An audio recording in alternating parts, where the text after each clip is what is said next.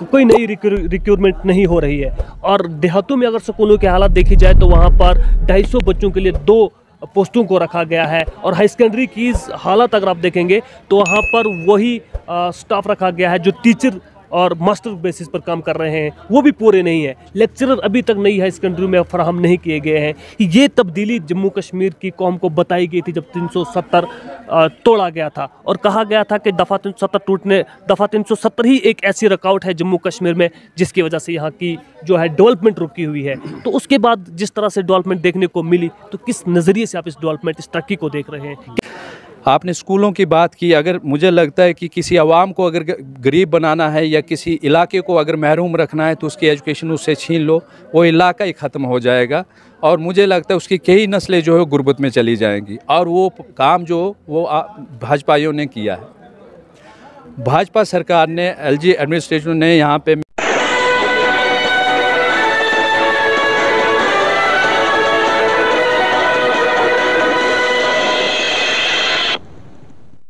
अस्सलामुअलैकुम, आदाब नाजरीन, आप देख रहे हैं उकाबिर CN अपडेट और मैं हूं आपके साथ आपका मेज़बान शेख शब्बीर अहमद। इस वक्त हम खित्ता चिनाब के डोडा शहर के अंदर मौजूद हैं। जिस जगह पर इस वक्त हम मौजूद है, ये डाक बंगलू डोडा के मुकाम पर मौजूद है। नाज़रीन, आपको बताते चले कि आज गया और उसके बाद डाक बंगलू डोडा में एक वेस्ट डोडा कंस्टिट्यूंसी की तरफ से एक मीटिंग का इनेकाद किया गया, जिसकी सरबराही मिस्टर सुजान जी कर रहे थे, जिनको ऑब्जर्वर लगाया गया है आम आदमी पार्टी की तरफ से वेस्ट डोडा का। इनसे ही जानने की कोशिश करेंगे कि जिस तरह से आज ये आंदोलन था, ये एक प्रोटेस्ट किया गया, यहाँ पर एक एहतजाज किया गया, ये इस एहतजाज को किस नज़रिए से आप देख रहे हैं और क्या कहना चाहेंगे आप खास करके खित्ता चिनाब की कौम को, और जिस जगह पर आपको ऑब्जर्वर लगाया गया है उन लोगों से आपको क्या उम्मीदें हैं और क्या कहना चाहेंगे उनको? सबसे पहले उकाबिर CN अपडेट में सुजान जी, आपका बहुत बहुत स्वागत है। बहुत बहुत शुक्रिया सर, और आपके चैनल को तरक्की मिले, हम ऐसी दुआ करते हैं। दूसरी जो आपने फर्स्टली क्वेश्चन रेज़ किया कि आखिरकार ये जो हमारा पद यात्रा हुई आज, वो किस मैटर पे थी और क्या एक मैसेज देने की कुछ अनएम्प्लॉयमेंट पे थी और करप्शन पे। ये जितना भी हम मैसेज देने की कोशिश कर रहे हैं वो इसलिए कर रहे हैं कि सोए हुए लोग जाग जाएं। जो लोग कभी सिलेंडर लेके सर पे और उस सिलेंडर के दम पे वो सरकार में आए थे, आज वो सिलेंडर उनको भूल ही चुका है। मुझे लगता है उनको याद कराना चाहिए, और याद कराने का काम आम आदमी पार्टी ज़रूर करती है और मरते दम तक अच्छे काम करने की कोशिश करेगी। दूसरी बात, आपने एज ए ऑब्ज़र्वर होने के नाते मुझे पार्टी ने वेस्ट का ऑब्ज़र्वर लगाया है, और वेस्ट के लोगों को मैं एक मैसेज देना चाहूँगा कि आपका इलाका पहली बात तो देखने में बहुत खूबसूरत है, और यकीन मानिए मैंने वेस्ट अच्छी तरह घूमा है और मैंने सारी चीज़ें देखी हैं वहाँ पे गांव में, और जितना ही इलाका अच्छा है उतने ही इंसान को वहाँ के लोगों के दिल भी अच्छे हैं।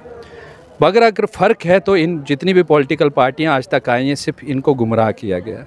और मैं चाहता हूँ कि आम आदमी पार्टी एक डोर टू डोर कैंपेन आने वाले टाइम में ज़रूर करेगी, और उसका हिस्सा हमारे जितने भी लीडर हैं या जितने भी लोग हमारे साथ कंटिन्यू करेंगे। हम कोशिश करेंगे पंचायत और बूथ लेवल तक हम जाएं, और जो आवाम आज तक इस वेस्ट कॉन्स्टिट्यूंसी में ठगी गई थी, उस आवाम को फिर हम चाहते हैं कि वो खुशहाली लाएं, उनके चेहरे पे मुस्कान हो, अनएम्प्लॉयमेंट पे बात करें, उनका जो उनके साथ मतभेद, सोतीला व्यवहार जो आज तक बाकी सरकारें करती थी वो ना हो।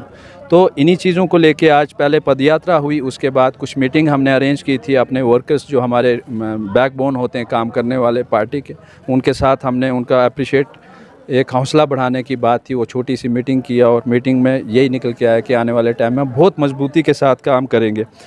इलाके की बात, अगर वेस्ट कॉन्स्टिट्यूंसी की बात की जाए तो यहाँ पे बहुत अच्छा एक माहौल मिल रहा हमें, और एक अच्छा वैक्यूम मिल रहा है कि जो आने वाले टाइम में आम आदमी पार्टी को कहीं ना कहीं बहुत अच्छा रिजल्ट मिलेगा। सुजान जी, आपसे जानने की कोशिश ये करेंगे कि जिस तरह से हॉस्पिटलों के आप हालात देखें, एजुकेशन सिस्टम की हालात देखें, एजुकेशन सिस्टम में जब से ये मौजूदा सरकार बनी है, यहाँ पे एजुकेशन में पोस्टें ही बंद कर दी हैं और कोई नई रिक्रूटमेंट नहीं हो रही है। और देहातों में अगर स्कूलों के हालात देखी जाए तो वहाँ पर 250 बच्चों के लिए 2 पोस्टों को रखा गया है। और हाई सेकेंडरी की हालत अगर आप देखेंगे तो वहाँ पर वही स्टाफ रखा गया है जो टीचर और मास्टर बेसिस पर काम कर रहे हैं वो भी पूरे नहीं है। लेक्चरर अभी तक नई हाई सेकेंडरी में फराहम नहीं किए गए हैं। ये तब्दीली जम्मू कश्मीर की कौम को बताई गई थी जब 370 तोड़ा गया था और कहा गया था कि दफ़ा 370 ही एक ऐसी रुकावट है जम्मू कश्मीर में जिसकी वजह से यहाँ की जो है डेवलपमेंट रुकी हुई है। तो उसके बाद जिस तरह से डेवलपमेंट देखने को मिली, तो किस नज़रिए से आप इस डेवलपमेंट, इस तरक्की को देख रहे हैं, क्या कहेंगे आप? जो ये लोग जो ये बोलते थे कि 370 टूटने से हमारी बहुत डेवलपमेंट होगी, तो उन्हें आज मैं ये नहीं बोलूँगा, उनको पीछे मुड़ के एक बार देखना चाहिए कि मिला क्या है। हम एक दूसरे को कोसते हैं, हम एक दूसरे की नाकामियाँ आगे लाने की कोशिश करते हैं, मगर हम अपने आप को कभी पीछे ये मुड़ के नहीं देखते कि मैं पीछे छोड़ के क्या है। आपने स्कूलों की बात की, अगर मुझे लगता है कि किसी आवाम को अगर गरीब बनाना है या किसी इलाके को अगर महरूम रखना है तो उसकी एजुकेशन उससे छीन लो, वो इलाका ही ख़त्म हो जाएगा और मुझे लगता है उसकी कई नस्लें जो है गुर्बत में चली जाएंगी। और वो काम जो वो भाजपाइयों ने किया है, भाजपा सरकार ने, एलजी एडमिनिस्ट्रेशन ने यहाँ पे, मैं हाल ही में पिछले कई दिनों से मैं इलाके में था और एक स्यवा स्कूल हाई सेकेंडरी है जहाँ पे अभी तक मैथ ही नहीं पढ़ाया 11th और 12th वालों ने। तो अगर जिस 11th और 12th के बच्चे ने अगर अभी तक मैथ ही नहीं पढ़ा होगा या फिज़िक्स ही नहीं पढ़ी होगी, तो आप कैसे उम्मीद करते हो कि उस हाई सेकेंडरी से हमारा कोई डॉक्टर बनेगा या हमारा कोई साइंटिस्ट बनेगा या हमारा कोई आने वाले टाइम में कोई अच्छे पद को ले पाएगा। और जब ये रिपोर्ट अपनी पेश करेंगे, आप, मुझे ऐतराज़ में जब सोचता हूँ, जब ये एनुअल एग्ज़ाम हो जाएंगे, जब वो ये रिपोर्ट पेश करेंगे तो उस हाई सेकेंडरी की फिर एनुअल रिपोर्ट ठीक हो जाएगी, क्योंकि इनके पास स्टाफ ही नहीं है। बिल्कुल खस्ता हालत है स्कूलों की। और जम्मू कश्मीर में अगर सबसे भद्दा मजाक हो रहा है तो हमारे एजुकेशन सिस्टम के साथ हो रहा है।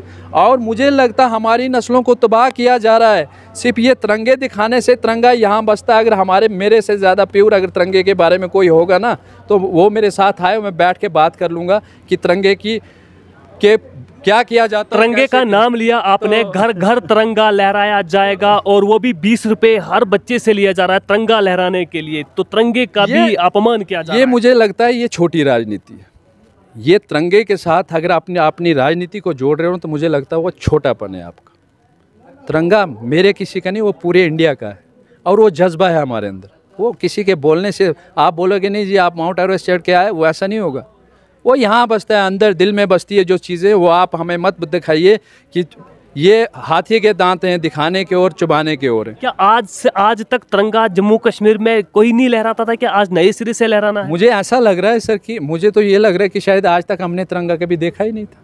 यही है और क्या है। जो ये मैसेज अगर पहुंचाने की कोशिश कर रहे हैं तो ये यही बोल रहे हैं कि हमने तो तिरंगा देखा ही नहीं था। ये तो बीजेपी वालों ने तिरंगा भाई 20 रुपये का बेच भी रहे हैं, साथ में बिजनेस भी कर रहे हैं, साथ में बेवकूफ़ भी बना रहे हैं। नेशनलिटी सिखा रहे होंगे शायद हमें, आपको क्या लग रहा है? मुझे नहीं लगता कि मैं जो आपसे बात कर रहा हूँ शबीर साहब, अगर मुझे कोई नेशनलिटी सिखाने की बात करे ना तो मैं उसको बोलूँगा तू बेवकूफ़ है।